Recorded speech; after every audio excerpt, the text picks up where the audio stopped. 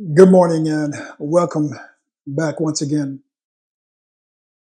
A couple of weeks ago, I threw one word at you, the word fear, just to have a friendly conversation about how we should fear God only. And then last week, I tossed another word towards you, the word lukewarm, because God makes it clear that He prefers to be hot or cold, not lukewarm. And many of us try to wedge ourselves right in the middle of every conversation, of every issue. We won't take sides. We just want to be neutral, if you will. And sometimes neutral just simply means that you're a part of, you condone it. So you got to be careful. But this week, I want to focus on the word confusion because I feel that we live in a time right now where there is more confusion than I can shake a stick at, more confusion than I've ever imagined that we would have during this particular stage of our lives. All of us. I mean, when you look at this world and all that it encompasses, it's just amazing how there seems to be no unity. There seems to be division in every pocket. No matter how much we try to, stick our head in the sand like an ostrich, like I don't want to know, I don't want to know. I'm not a part of that. That's not my fight. Still, it's confusion on every hand. And you don't have to go too far, like go down the street, just inside your own immediate family. There's confusion. You got some people who get along, and you got some people who will never get along. And that's your blood.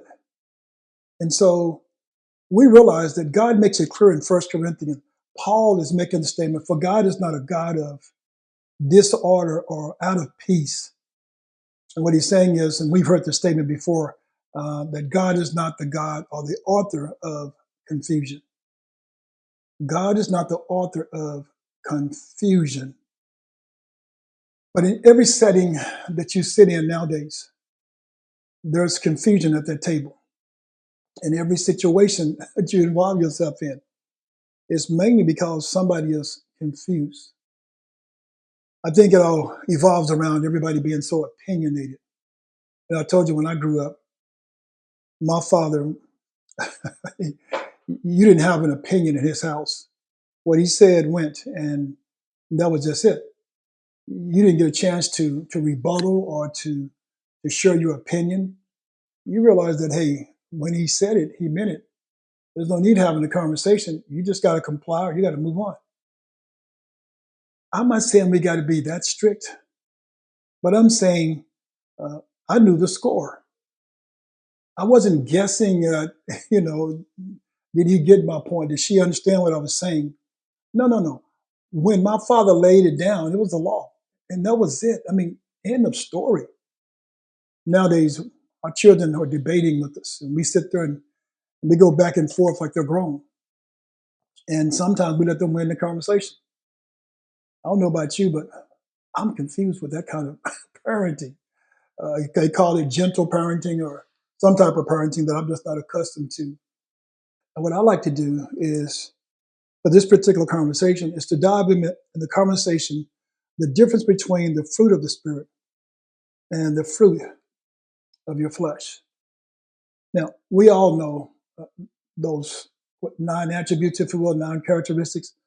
Galatians chapter 5, verse 22 makes a statement, but the fruit of the Spirit is love, joy, peace, long suffering, gentleness, goodness, faith, meekness, temperance. See, you could just rattle those off. I'm quite sure you did. When I was saying those, you were ahead of me. You could rattle those off so easy. But we trip, we fall, we have a problem. See, here comes the confusion. We don't live in that reality. No, we don't. No, you like to think that you do, but I said I want to be real. I want you to be transparent. I don't want you to be fake. Keep in mind now, uh, the fruit, Paul says the fruit. He didn't say the fruits. He made it clear it's singular. It's not plural. Because see, if you make it plural, we'll start thinking that I can have a few of these. I don't have to have all of these. Now, Paul says singular. It's one tree, and everything flows from that tree. You can have 9 different characteristics, but it's one fruit. So that's what Paul is saying. Yeah, we like to have options, if you will. We like to have a buffet. Like, hold up, I want a whole bunch of those, fruits. No, it's one fruit. And let me tell you something. The Holy Spirit doesn't grow 9 separate spiritual plants inside of you. It doesn't. The Holy Spirit has one unified character. Watch this. That expresses itself in 9 ways. That's what you and I have. Those of us who are believers, we can express ourselves in 9 different ways because it's character. No, it's not like a spiritual buffet that you have all these options. I'm working on joy, but not patience. No, you can't do that. You got to do it all. I mean, I've got faith, but temperance. Come on, Donnie. We got to revisit that later. That's what we think. That's what we said to ourselves. Who love? Oh, I got that down. I love. Come on, I'm a lover. I love everybody, but I don't have self control. I told you, we're confused. My self control is under construction. People say, "Yeah, I'm saved." I am saved. But God's working on me. Making excuses. Like, excuse me. So do me a favor. Just come closer. Let's talk about where most of you really live. Where you're really wedged in for the most part of your life. You like the fruit of the Spirit. I get it. But let's delve into this whole fruit of the flesh. Paul says, be not entangled again with the yoke of bondage. I told you, Paul is on a mission. He's evangelizing all over, if you will. I call it the Middle East, if you will. He's evangelizing him, John Mark, and Barnabas. They're just out working. And when he comes back, he sees that the church, he sees false prophets now. I mean, they're upset because the Gentiles now have been offered an opportunity to come in and be believers. And back then, the rulers, the priests, they're upset because it's like, well, hold up. They're just going to walk right in and just build on top of our shoulders, build on top of what we've laid down, this foundation. It's like, well, yes, because what they did is no longer needed. They want the the unbelievers, the Gentiles, to be circumcised, to be up under the law of Moses, to take on Jewish customs. And Paul is saying, no. There's no need for none of that. See, that's what we do. We get wedged in between confusion. And that's where they were. They were confused because they wanted everyone to go back to square one and start off from square one because that's where they were, they felt, and they felt they wanted everyone else to be the same. It's like your parents. Your parents build a great foundation. Your grandparents build a greater foundation for them. Let me tell you what's happening. Instead of you standing on top of their shoulders and benefiting from that foundation, let me tell you what you did. You wiped that away. You said, you know what? We can do it our way. So you're building your own foundation. Now you're upset. You know why you're upset? Because your children come along and they wipe your little foundation. We say we can do our own foundation. You see what I'm saying? It's cycle. Yeah, it's cyclical. Is what it is. Paul is saying, hold up, you guys are being like false prophets. You guys, hold up, what are you getting yourselves into? This flesh will run you crazy. And this is what some of you are doing. There are so many attributes, the fruits of the flesh. Sexual immorality, what we call casual hookups. You know what you're doing. I mean, you don't care about nobody's feelings but yours. And some of you are living in impurity. You don't care how you objectify people. You don't care. Some of you are living between a wedge between what I call debauchery. Yeah, you're binge partying all day long. I mean, and that leads to reckless living. That leads to a reckless life. I mean, you're talking about risky behavior. Some of you are flirting around with idolatry. You're putting money, you're putting your career, you're putting status, your brand, you're putting stardom. I mean, way before relationships. I mean, you value that more. That's what you're doing. I told my friend the other day that I think that golden calf that Israel built in the wilderness when they were delivered from Egypt, I feel that We are all still breaking a piece of that golden calf off to this day. That's what, see, that's the confusion in your life. You don't need that golden calf. You've got Jesus Christ. But we still have a little adultery in us. We still dipping back into our ancestry, if you will, trying to connect with that DNA. Well, that DNA was cursed. What are you doing? Jesus came to cleanse your blood. Jesus came to cleanse you. And you're still reaching backwards instead of moving forward. Some of you are dealing with and living in sorcery and witchcraft. Yeah, I'm serious. You're tuning into a cult-like practices, horoscopes, trying to find out what's in the future. Well, let me tell you something. Judgment. That's what's in the future. Some of you, you can't help but live and be wedged between the word hate. You just hate everything. You're online harassing people. You're doing stuff that you know you shouldn't be doing, but you're doing it because you have a heart full of hate. You have a heart full of discord. You don't mind stirring up drama no matter where it's at. At work, at home, you just like drama. And let's not talk about jealousy. Oh my, oh my. And it's not even about confusion. This is just about you let yourself just go. You're just obsessed with being jealous, looking at your spouse's social media while they're sleeping. What's wrong with you? Some of you just have a fit of rage and anger. We call you Karen, road rage, and you're always hollering at people in public, always expressing yourself in a loud way. Wow. Let's not talk about self-ambition. You'll step on anybody at work to get to the next level. You could care less. And then envy. Wow. Always comparing your lives to someone on social media, being resentful. And then some of you, you're living in a life full of pain, full of hurt. And that's because you're confused. And so you're living in a drunkenness stupor. You always, and when I say always, you're frequently binge drinking. You know people like that. And some of you might be just like that, or you're binge with drugs. You got something that you're just binging out of. You just can't, get past that addiction. And here's one that's really, I'm telling you, this one right here is something that I can't even tell you how we got here. But when we talk about orgies and now we're talking about body counts, I've never seen individuals who thought that was something to be so proud of. But when you start doing all this excessive partying and using all this excessive substance abuse, then you have no regard for your safety or your dignity. Now you're going to wake up years from now and you're going to realize, wow, I gave in way too much to the fruit of my flesh. Let me give you a few examples that might help you with this particular concern, because we talk about confusion. The story of Cain and Abel. We all know the story. Abel gave a worthy offering to God. Cain came and he just gave an offering. And so God made it clear that he was pleased with Abel's offering, but not Cain's. And he told Cain, he says, you let your feelings get in the way. And he says, sin is crouching at your door because you let your feelings get in the way of giving me an offering. So instead of following me, you're following your feelings. And that's a whole bunch of you. A whole bunch of you. Cain was offended.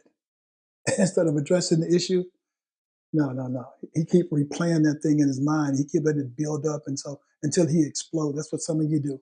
You won't just let it go. See, the flesh says repeat it, yeah, react it, yeah, over and over again, so you can get pissed off. But the spirit says, hey, check your heart, resolve that thing, get past that thing. Okay. My father. Let me give you another example. My father used to give us chores, and he'd tell my sister, I need you to wash the dishes. And then he'd tell me, I need you to take out that trash. Now, my sister would wash the dishes, and she'd wash them. And you know how you have the little rubber mat thing? You put the dishes in, the forks and the spoons in, and the water runs off into the sink, and it helps dry the dish off. Well, my sister would go the extra mile. She'd take the dishes and she'd dry them off with a towel. And then she'd put them all up in the cabinet. Put the forks, dry the silverware off and put them all down there in the drawer. And she's finished. And she's done a great job. I'd take the trash out now. I'd take the trash out. You told me to take the trash out. I'd take it out.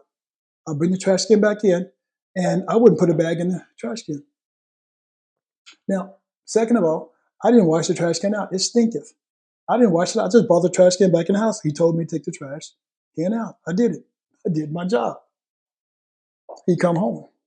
There's all type of trash off in the trash can now because people started using it. I didn't put a bag in it.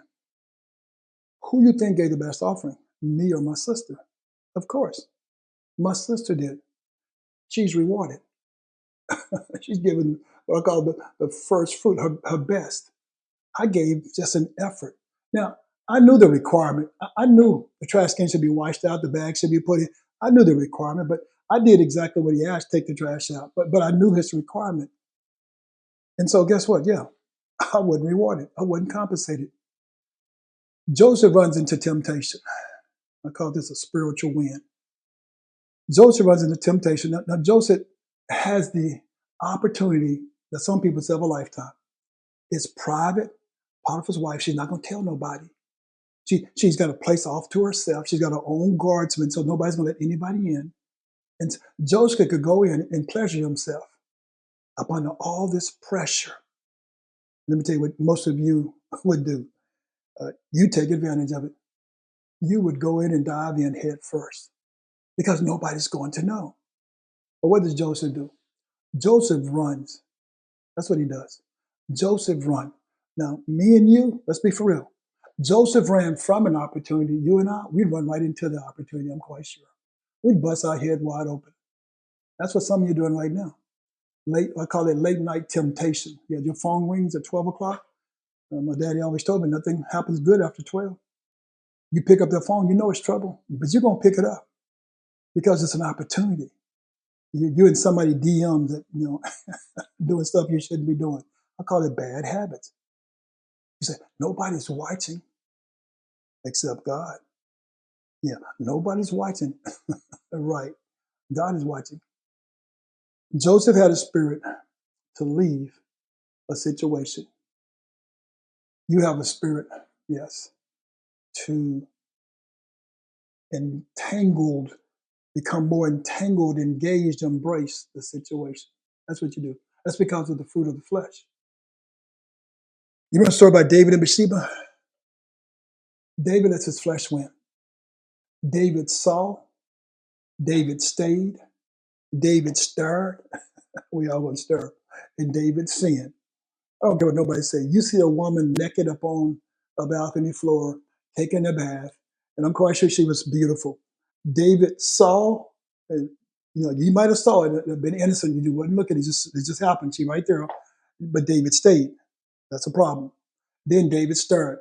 And I'm telling you right now, 99% of the men gonna stir. And then David sinned. That's something you don't want to do. See, the fall for David, it just didn't happen in a moment. No, it didn't happen just for a moment. It took steps. It took steps to happen. I told you he saw.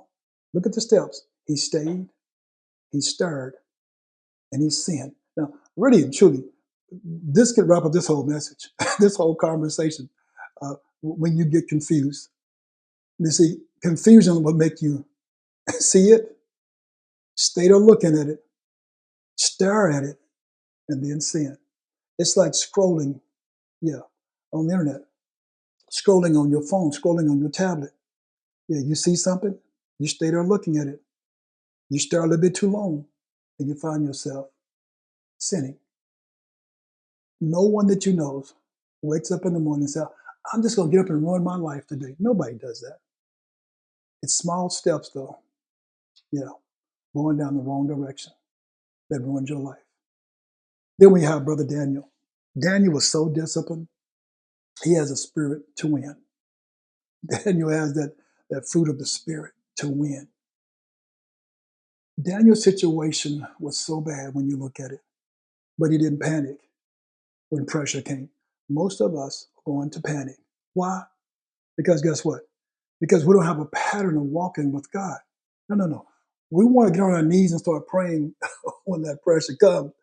But Daniel had a pattern of being in God's presence. So when crisis hits, watch this, some people will fold. But if you're like Daniel, you know how to stand. Let me tell you something. People will tell you about faith, about how faith, you can really build faith in a storm. No. You don't build faith in a storm. I know people say, boy, when you're in a storm, boy, your faith will swell up and you can build it. No, no, no, no, no, no. You don't build faith in the storm. You know what happens in that storm? Your faith is revealed in that storm. Yeah. That faith that you've been leaning on, that you've been walking in before the storm. Yeah. That's what, yeah, gives you victory in the storm. Not trying to find something in the midst of the storm. No, you got to bring it into the storm. That keeps you moving through the storm. That's Daniel.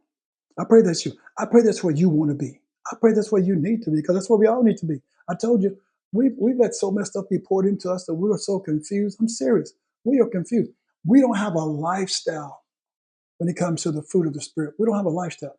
Now, some of you have a lifestyle when it comes to the, the fruit of the flesh. Let's just be honest with yourself. I told you, be honest. That's the only way you can be delivered. Let me wrap this up. Cain reacted. I reacted with that trash can. Joseph ran. David lingered. But Daniel stayed consistent. Yeah, that's where I want to be. I want to be Mr. Consistent. That's where you should want to be. You want to run, you want to be consistent, but you don't want to stay. Yeah, you don't want to linger. You don't want to react like that. I told you, David saw. David stayed. David stirred. And then David sinned. None of us fell into sin. No, no, no, no. You don't fall into sin. I know people like to say that. Well, he just fell into sin. No, no, he didn't fall into sin. Let me tell you what he did. We all drift into sin when we stop walking with God. That's what takes place. Yes, when you stop walking with God, you drift into sin. We don't have a belief problem. We have a walking problem. Whew. If you don't choose your direction, your flesh will choose it for you. Yes. Remember somebody told you before, if you don't make a decision, well, you're making a decision because someone's going to make a decision for you. I pray you make a decision for yourself. Be blessed and have a great week.